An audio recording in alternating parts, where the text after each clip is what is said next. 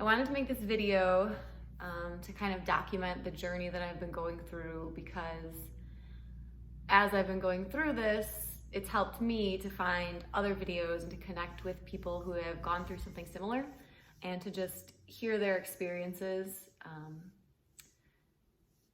and kind of know what to expect, like what's coming up. I have breast cancer. I was diagnosed on March 20th of 2020, and it is now April 15th. So it's been a little less than a month.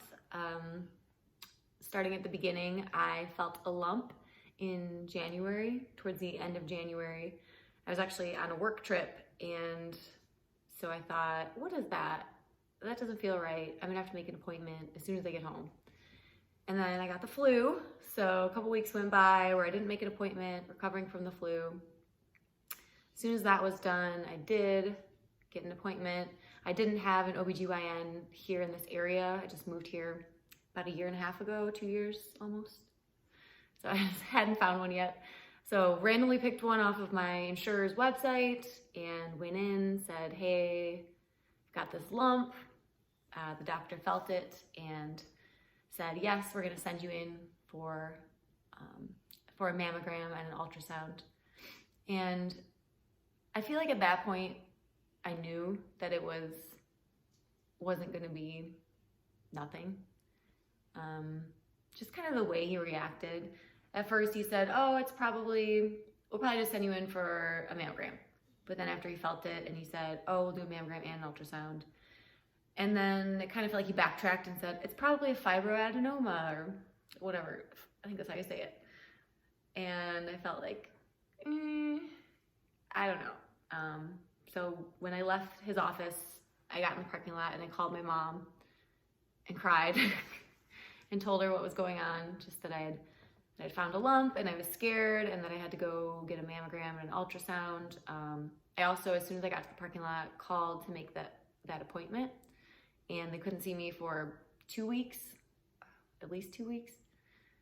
So that was stressful. I also had a trip coming up, a family trip to the Cayman Islands, and I wasn't gonna be able to get in before then. So I knew I'd have to go on this trip with this on my mind, kind of weighing heavily on me.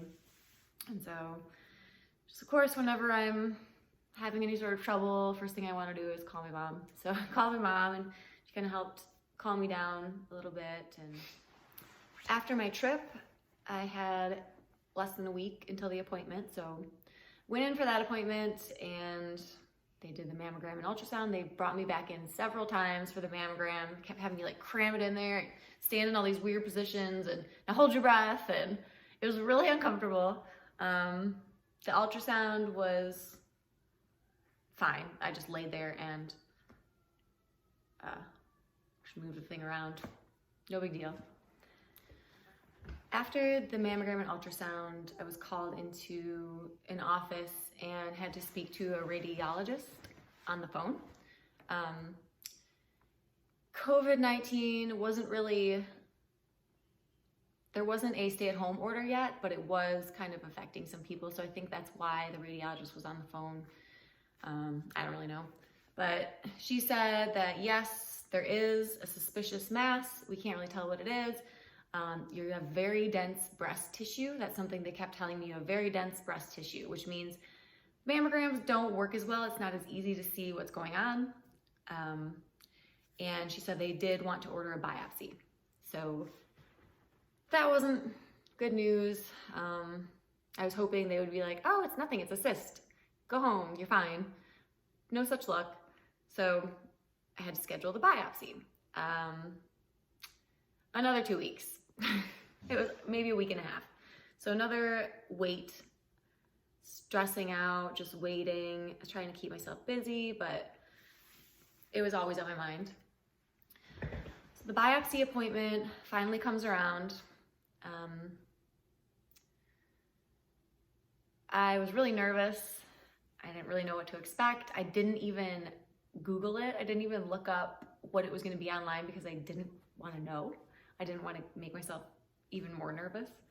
So I went in and they lay you down on a table, they tell you what they're gonna do. Basically, they numbed the skin with kind of like Novocaine, I guess. So they gave me some shots, and I felt those shots, but once they got to sticking the needle in there, I couldn't feel that. It was a little uncomfortable, some pressure, but not too bad. And the worst part of that was the staple noise. So they warn you that it's gonna be this loud staple noise, but it's so jarring, and it's like coming from inside you. Ugh, I didn't like that. I didn't like that at all, but I made it through. And then I remember sitting up and I could see the samples. They were in this little clear container on the table. It's like, oh, weird. So anyway, they told me I would have results. That was on a Wednesday. I would have results by Friday. So, all right, gotta go home and just wait. So more stress, more waiting. March 20th was the Friday when I was expecting to hear about the results. So I'm working from home. I'm on a call with a coworker. Middle of the Zoom video meeting with this coworker, my phone rings, and it's a local number. So I knew it was the results. So I just kind of spazzed out on him. I was like, I gotta go. Can we postpone this call? I'm sorry. And I walked to the other side of my house. Took the call. It was the OBGYN that I had seen all of one time, telling me that it is breast cancer. And yeah, I didn't know what to ask. I had written this whole sheet of questions. On one side, if it's not cancer, a list of questions. And the other side, if it is cancer, list of questions. I had it right in front of me. I still couldn't focus. Like, really? It's cancer? Are you serious? I'm 36. Like, I'm not supposed to have cancer.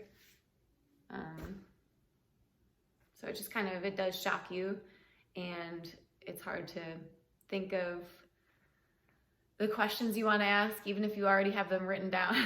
And he didn't give me any indication as to what type, no details, just it's breast cancer. Here's the number for this breast cancer institute. Call them, make an appointment. So that was it. We hung up. I immediately got on the phone. Well, I walked back to my computer, and the guy I was talking to from work was still on the Zoom call. So I had to get off that call and make the appointment as soon as I could, because in my experience, these appointments take forever, so I knew I'd have to wait more.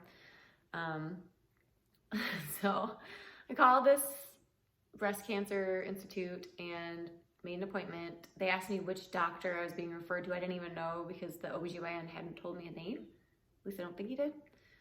So I just randomly picked one, whichever had the sooner appointment available. And the soonest appointment I could get was in a week. So I had more waiting. And at this point, it's painful. The tumor, the cancer that I know that it is now, was painful. It would come in waves. It would be like this deep pinching, like it would make me physically cringe when it came, but it didn't happen all the time. And Motrin kind of helped. So I was trying to take Motrin and just stay on top of the pain. Anyway, the appointment was with a breast surgeon for 1 week from that date. I tried to prepare as much as I could for that appointment, because I hadn't gotten the answers from the OBGYN that I had hoped to get. What I did do that same day was I called back the OBGYN and asked for the pathology report. They told me I'd have to come pick it up, so I did go to the drive to the office and pick up that report, just so that I could have a few more details. And it wasn't much. It was a paragraph, and it said Nottingham grade 2/3 in infiltrating ductal carcinoma. I think it said 1.6 centimeters or 16 millimeters. And so I was Googling all these terms, trying to learn as much as I could, but also trying not to scare myself even more, which happened, of course. And I kept Googling, and I realized that it didn't say anything about hormone receptors in the pathology report. So I'm reading up on those, like what are these? And I find out about triple negative breast cancer, and I'm like, oh, hope it's not that one. Like, that one sounds bad. Anyway, so doing all this research, trying not to freaking myself out, waiting for this another week for another appointment. So the day comes when I get to meet with the breast surgeon. I took my computer so that I could do a video conference with my parents, so I could have someone there to ask questions that I might forget about. I had typed up 2 sheets of questions and printed them off to ask. One thing that's been really difficult about this diagnosis is that my family all lives over 1,000 miles away, and is unable to come physically be with me because of this COVID-19 pandemic. So I've been alone, physically alone through all of this, which has been really trying, but we've been doing regular online video meetings with my family. I've been joining support groups, just trying to find people to connect with, watching YouTube videos of people that have been through similar diagnoses, and just trying to stay positive about it. I've stopped Googling so much because it's scaring me. So that's been helpful, but it has been really hard to not have a family member or somebody nearby. I'm not married, I don't have kids. It's me and my dog, so I'm lucky that I have him, but it would be nice to have family nearby. So we meet with the surgeon, and I really like her off the bat. We get along well. She's willing to answer all my questions and all my parents' questions, and she has visual aids explaining what it is and how we're going to treat it. She did say that it is stage 2, so that means that it's bigger than 2 centimeters, but it hasn't spread to any lymph nodes. So through the ultrasound, they could see that it wasn't in the lymph nodes, which was really good news. And she also said that it was, drum roll please, triple negative. So the thing I feared was what I had. So as she was explaining it, she just said that it just means they treat it differently, that chemotherapy is usually really effective against it, more so than some other types of tumors. So that was the plan, was to do neoadjuvant before surgery, do chemo. And it's a type of chemo where you definitely lose your hair. So I learned that day that it would be going bald. I also learned that day that the tumor was a little bigger than we thought. It was more like 2.5 to 3.5 centimeters rather than under 2 centimeters. And she wanted me to meet with a medical oncologist. Luckily, he could see me the next day, which was great news. It meant I wouldn't have to wait another week. I could see him right away, so I was excited about that. That was on a Thursday, so the following day, I went to meet with the medical oncologist, and he went over the chemo treatment he wanted to give me. And that meeting went really well. He just seemed really positive, and he had this whole plan that was new. I was gonna be one of the first people to get this treatment outside of the clinical trial. So the treatment that he had outlined for me was 12 weeks of Taxol, once a week for that. And then every 3 weeks, I would also be getting carboplatin and Keytruda. I don't know how to pronounce the generic name, but it's Keytruda, it's an immunotherapy. So that was the new part, the immunotherapy. There was a study done that showed that it was really effective against triple negative early stage breast cancer.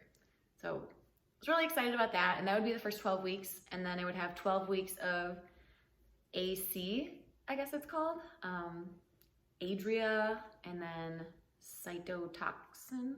Don't quote me on that.